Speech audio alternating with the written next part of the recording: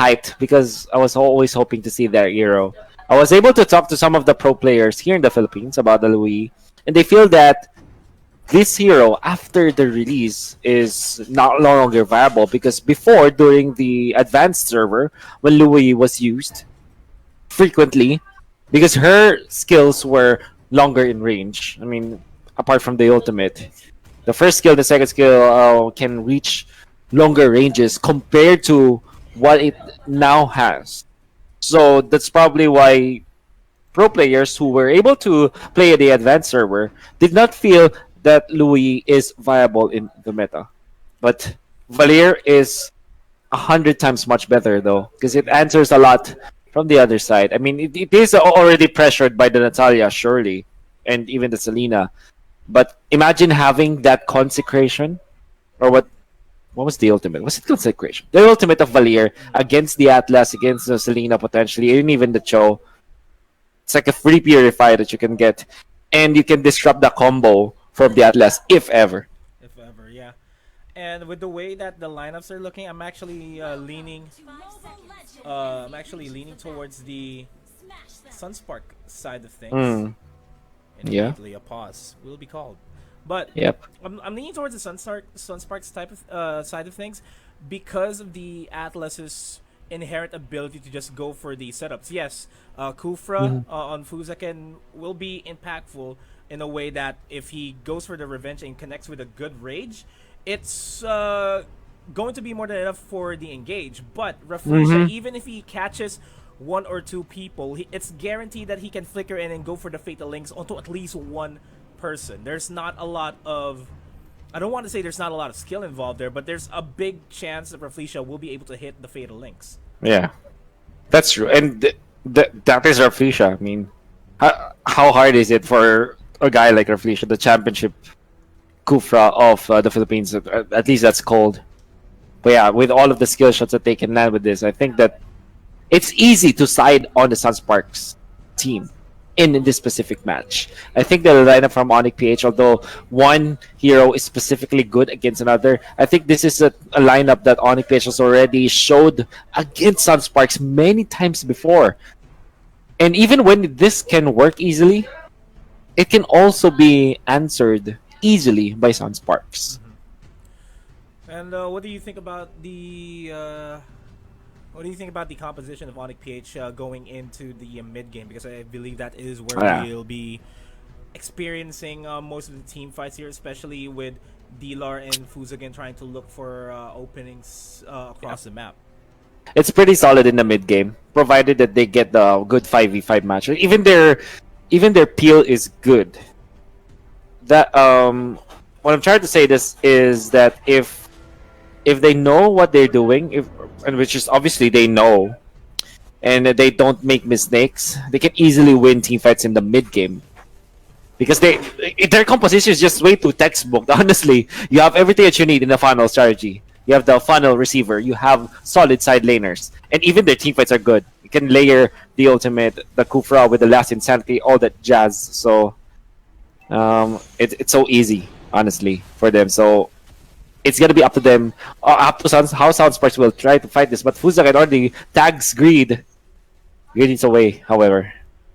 Yeah, manages to get away, but Iakno's gonna be hot on his tracks. Will not check that bush. So no first bloods just yet, Yeah, people. yeah. So chill. Yeah. Yeah, they're gonna be playing So. it safe here. Mhm. Especially with a Selena and Natalia, Onic Page did not want to overextend at all, and as I say that, Dilar's gonna be spotted out, goes for the Jeet Kundo. He's gonna Mhm. manage to make it out there, relatively in one piece. Wow, that was amazing positioning from Dilar. Knows where he can tumble away. Iakno wants to go for Greed this time, and that solo top laning support, quote unquote, Natalia will be punished by the high and dry Iaknu Johed. And another pause is gonna be called. We're gonna Hmm. be, of course, the players here and the organizers here would want to have a an even environment for That's right. everyone. So in order for things to be smooth, Hmm. everybody has to check their internet connection, and it just doesn't happen in the Philippines as well. All the other Yeah. teams here in the region are experiencing this as well. And Yeah. I hope you guys are going to stay for the ride because we got a lot more action hitting you up here in the Mytel International Championship. Yeah, I'm actually gonna have to share the stream. This is one thing that I forgot because I think our fans from the Philippines would love this. They will. And wow, we have a lot of viewers right now, and we also want to show the story to the international audience that we have. This the why we're so hyped about this is because this is one of the longest running rivalries, or I mean, not really longest running. One of the, how do I say this? Nomad. It's They're the the newest strongest. Yeah, it's the newest one, but it's also the strongest in terms of the storylines. Meaning, their story. There's a lot of stories in between. I mean, Yeah. for example, you might not know this, guys, but Greed used to be playing for Onic PH, and Fuzaken also played for Sunsparks during their first finals meetup. That was MPL Season 4 a year ago. Mhm. And obviously now Greed belongs to the Sunsparks, the team that were champions, and Fuzaken joined Onic and lost in the finals. So the storyline is thick, or how do I say this? It's fresh. It's It's hot. it's it's primed and ready. It's like the best steak out there. It's the best steak mixed together with the best mashed potato and a couple of Yeah, that's right. couple That's of right. corn bits in the side and the Yeah, that's good oyster sauce. You're making yeah. me hungry, my guy. Yeah, I am hungry. Yeah, a little bit of salivation in there, but yeah, we do hope that you enjoy this show because it is indeed one of the best quality Mobile Legends you'll ever see. Quality is an understatement. Yeah, These are the teams, the best teams in the region, in the Southeast Asian region. yeah, And there we will not be experiencing any bad games, so to speak. There would be chances that games would be fast, but it's not going to be a fast-paced game that disappoints the viewership. yeah. And now we can see a little bit of lead from the side of Onic PH, but honestly, guys, if you're used to seeing leads, it doesn't matter that much when it comes to Onic PH versus Sunsparks because one mistake from either team can really turn it around, and we've seen it time and time again. So strap yourselves in and just enjoy the show, as we don't want to really say who is winning or who is not, because in the end, it doesn't matter until that last HP for the base has fallen out. And Sunsparks and Onic, they've shown time and again that sometimes, even though it looks like it's over, it's really not over. Oh, good way of the dragon there, but Kilowatt here is going to be completely surrounded. Last Insanity Wow. will not connect as much. Goes for the flicker, but he gets bursted down. There goes the Fatal Links onto Dilar there, and JP needs to back off. He is soaking a lot of damage here, and the maximum charge, and Jay with the DPS. Gets another one, actually. Fuzaken though. Fuzaken is preparing. Nice jump from KLVJ. Gets away from this angry Kufra. And I think that last clash, it was from Dilar, but the stun connects. Wise will fall. KLVJ wants to go for another kill, but he is stopped by Fuzaken. Gets a double still, but trades his life. But I think all things are there. That's already good for Sunsparks. Jay able to run away with the Purify. And it's it's only 3 minutes in the game, and both of these teams want to go at it at each other. Yeah. Go for the big team fights. Big team fights indeed. But in the chaos that happened, there's a lot of lead that the side of Onic PH were able to build up, and they are now 9.8k. Almost, they're already 10k now. Especially with the Yakno having so much time, so much farm up top. This is the problem when you have like a core Selena, even when it's a side laning, technically speaking, Selena. But nevertheless, there's gonna be a clash in the middle. Nice Fatal Links in there, but Dilar pops the ultimate nonetheless. Wants to go for a kill as they chase down Raflisha, and they will get that kill. But top lane though, that's a kill onto Iakno, who we just said was having a swole time up top. And this is Onic PH being back in their form. so to speak, because this is Mhm. not how we saw them during MPL Season 5. They were controlling the momentum. They were controlling the map. They were living to their monikers as the macro kings of MPL PH, and they're rotating all across the map. And as I say that, an abyssal arrow is gonna connect onto Yaknu, a deletion Yeah. onto Yaknu, and that's going to be a couple of seconds of him out of the fight. Yeah. And just Again. allows Sunsparks to have a bit more advantage here, especially in the top lane. Yep. Middle, they want to go for Fuzaken, the Kufra, but he will want to fight this. There's the ultimate commitment, but JP is out, although he's going to be in trouble now as Dilar and Wise combines for double trouble. They want to go for Revelation for another kill. They trade off Fuzaken for JP, and I think he loved it. Kiluwash though with a 2-man stun finds the Kimi, and now they want to go for Dilar. Dilar tries to run away and will not be able to do so. When exchange, but I think that will be in favor of Sunsparks, especially as they go for J. And that was a bit of a greedy play by Greed, but it is going to be converted into greedy play by Greed. Yeah, Yeah. It's going to be converted into a potentially a purple buff, and this mid lane turret is going to go down no matter what's going to happen. So that's a net positive trade there for Sunsparks. Yeah. Goodness, the team that this is an El Clasico, and I'm sure that this is so hyped and it's living up to expectations. We'll go for Yakno. Yakno dodges the Selena arrow, but not the way of the dragon, surely. With all the stunts in the world, it's a very good pickoff in favor of Sunsparks. And we just mentioned that we are expecting Onic PH to be able to perform in the mid game, but with the way that things are going and that Sunsparks is racking up kills. Yeah. Again, I feel like Sunsparks is slowly gaining the lead here in the mid lane. In the mid lane. More importantly, they're stopping Wise. Wise had a great start. Acquire 2 deaths, and then that's not the best case for sure. And the fact that you are stopping the Kimi from continuously pushing against your opponents, that's also generally good. I want to go for Fuzaken now. Can they kill him off, Nomad? I think they will not be able to kill off Fuzak and manage to survive there, all thanks to Jay knocking them all back.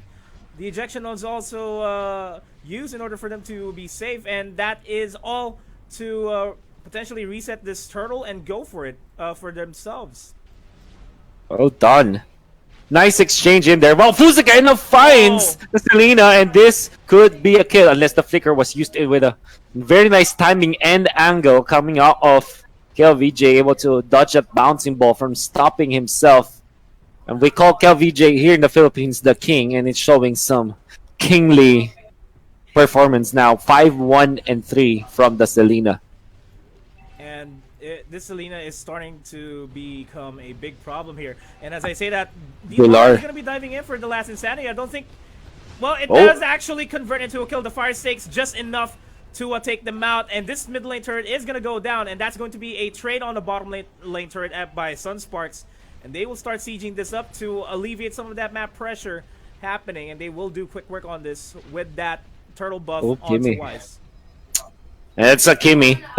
The best timing actually for taking that fight. But I would honestly say that was very good timing because they can take the purple buff away. But with that little move from Greed, this might have bought enough time for the rest of the members to actually go. And that might be the case as they want to go for Wise. Nice timing indeed. Coming out from Greed, and now Kluash in trouble, but it's okay. The Kimi was on to 2. Catches them. Valir is going to fall. Actually, that's 3 members that they caught. Yaknu absorbs some shields. Wanna go and punish KelVJ, but KelVJ survives with some spell vamp in there. Dilar to finish off some members, but he will be taken down by JP and Greed this time. So overall, I think that this is Sunsparks getting the better hand of the deal. I'm speechless. I never expected that big of a team fight happening 8 minutes into the game, but nonetheless, it did happen.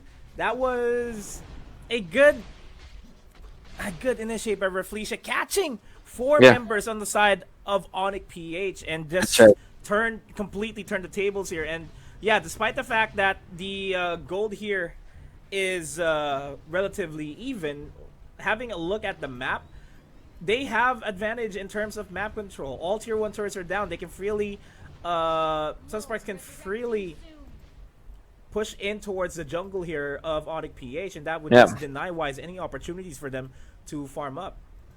Well, what I want to say is that that little move from Greed, that's so small, but that really was the reason why Wise and the gang fell. Because Greed just delayed the purple buff take coming up from Wise. And Wise was thinking, should I go for this or not? And he chose to go for it. And that's why they were punished. There was enough time for the rest of the members of Sunsparks to respawn and for Cho to be in there in the fray. Kiluash also gets a tier 2 push. And we know that Kiluash is one of the best side laners, one of the best Cho players out here in the Philippines. This is showing up today.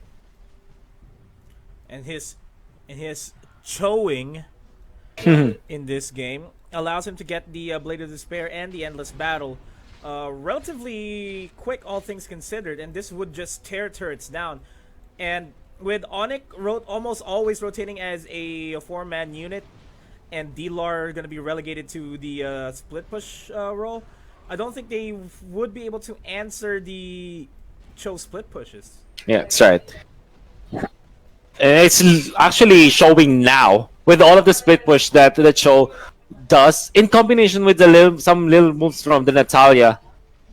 Slowly, they are getting ahead of the economy, and even in when it comes to perhaps real estate, we're talking about in the map or map control, basically speaking.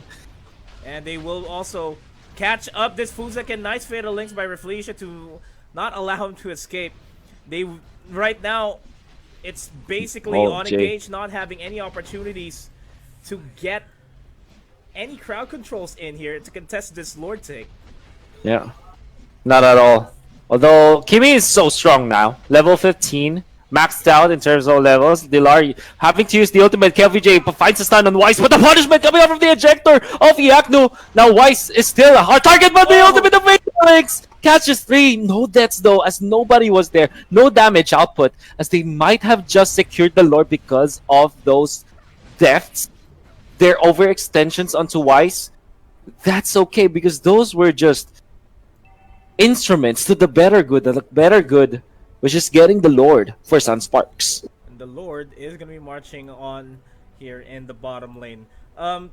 You would think that that was a bad play, but a conversion is still a conversion. If you're losing in a team fight, might as well look for an opportunity to get back into the game. Fuzakin, is that a map hack or not? JP having to run away this time. What? Oh, well, obviously that's not map hack, because Fuzakin might have just spotted him out, tried to take that green. But as a result, again, all smokes and mirrors for Sunsparks. They just want to go for objectives at this point.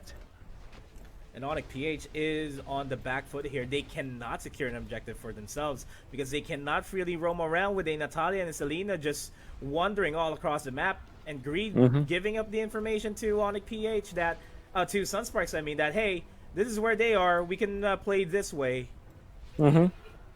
That's the best outcome here for Sunsparks, getting that Natalia and Selena. Yeah. Whew. This is like we said, one of the closest matchups that we'll ever have, and it's showing up. Fuzakin actually tanks this initiation. Well, Fatal Links as well, but JP in trouble because of this. And Fuzakin is safe, but in comes KLVJ, lands the stun, but the ejector once again to stop them. They want to be able to take out the JP Kyrie, and in the end they get 3. Top lane though, Kiluash doesn't get the finish. Or will commit to this. He will, but he will pay for his life. Oh, or not. Gets away. Nomad. The last man standing. Even if he does fall down there, I wouldn't say it's a good trade, but it's a trade nonetheless.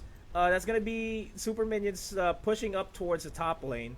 That won't be an easy lane to defend, but you also have to take in consideration that this is Wise on a Kimmy, and Kimmy would be able to shred down the HPs of the turret. A trade is still a trade, though. Trade is still a trade, indeed. Wise now. Kiluash is having a little bit of trouble when it comes to like fighting head on, but when it comes to split pushing and just getting the better objectives in hand, was also good. I wanna also take note of what Iakno has been doing, always in there for the ejector to remove the Selena factor, as Fuzaken uses the flicker to run away from the rest of Sunsparks now. Man, the win condition here for Onic PH I'm seeing here is that they don't want to go for team fights at this point. Atlas is such a huge threat in 5v5 team fights that I feel like the only way for them to win this is if they can pick off the Natalia. One opening for Wise to be able to freely fight. And as I say that, Natalia is going to get caught. The ejector onto JP, though, not onto Greed. And there goes the Rage onto the wall, taking down JP. Mm-hmm. And the backline Well still, done. Greed would be able to snipe out the Kimmy. Good positioning by Greed. He's going to pay the price for that, but that's still Kimmy out of the game for now. Yeah, and even with that's a kill on JP and Greed, the pressure really is against the members of Onic PH. I'm saying that because of the fact that Weiss is dead, and every time that Weiss is dead, they cannot take fights because they can only defend turrets at this point. But with a lot of pressure coming out from Kiluwash from the side lane pushes, as well as Scale VJ, with threats of kills, even after a positive 2-for-1 trade-off, honestly, Onic PH are the ones who's pressured. Very pressured. You can see that on their gameplay. They're not rotating like they used to in the early game, and I think that's, yeah, the pressure is being a huge factor here. If Onic PH continued with the rotations that we were doing in the early game, where they were applying pressure with Wise, Iaknu, and Jay rotating around, I feel like this could have been a different story. But with Sunsparks just being able to utilize Greed and kill VJ to their best of their ability, that did not happen at all. Mm-hmm. What's now the man of the hour is probably the Lord. Fuzaken almost jumps onto Kel VJ. Nice targeting, but the timing wasn't that perfect. But it's okay. It's a kind of a blind jump anyways from Fuzaken. And we know that Fuzaken can play like this. He actually went for tenacity. He doesn't want to go for kills like attack or defend kind of Kufra. You just want to go for the punishment when he tries to go for the aggressive now. Greed is going to be able to run away, but Kiluwash is going to be spotted out by Yaknu. It's not likely that the Cho can be caught at this moment because it's just Kiluwash. And that's just Cho, I mean. Very slippery hero.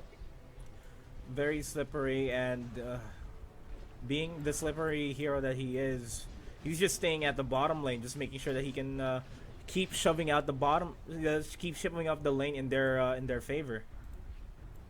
That's about right.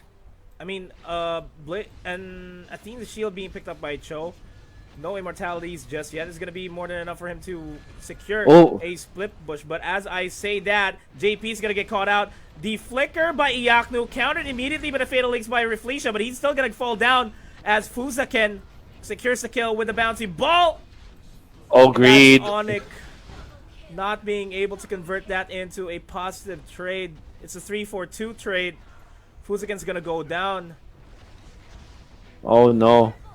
And that's a triple kill, and now they are near the Lord area. And it's always Sunsparks that are getting all of these very valuable, I would say this, kills in such opportune moments like this. Like securing the Lord once again, and now Kiluwash is in front of the base.